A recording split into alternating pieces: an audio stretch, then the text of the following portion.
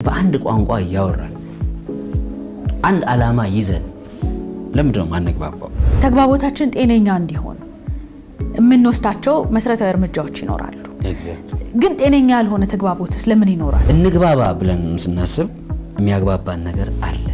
አንግባባም ካልን የማያግባባ ነገር አለ። አንደኛ ስለማንደማመጥ ነው ብለን ያሰመረው የማዳመጥ ችግር ነው የማያግባባው አንዱ ዋነኛ ኮር ፕሮብሌም። ለምንድነው ማንግባባው? ለምንድነው ማንግባባው? ማድመጥን ስላልኖር ነው። እኛ ይዘን የመጣ ነው እውነት አለ፣ እኛ ተሞልተን የመጣ ነው መረጃ አለ። በዛ ነው ምን ለካው።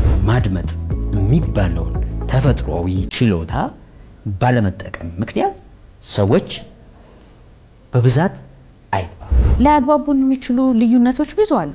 ከነ ልዩነቶቻችን ደግሞ መግባባት እንችላለን። የስጋ ዘመድ ሆነሽ የስጋ ቤተኝነት ኖሮሽ ግን እርስ በርስ የማይግባባ ብዙ አለ። የኛ የሆነ እኛ የምናስበውን ነገር ይዞ እሱ ሐሳብ ላይ እየጫነው እንደመስማት ብዙ ጊዜ እንጋጫለን። ብዙ ጊዜ ለምንድነው ማንግባባው? ያንን ሁሉ ሰብስበ መተ በሚናገረው ሰውዬ ላይ ጭነ ከዛ አንፃር ብቻ የምታዳምጥ ከሆነ መቼም ለመግባባት አትችልም። በየቀኑ በምንኖረው ህይወት ውስጥ በምናሳልፈው እንቅስቃሴ ውስጥ ሰዎችን የምንሰማው እያበጠረ አንዴ ከመናገር በፊት ሁለት ጊዜ አዳምጥ።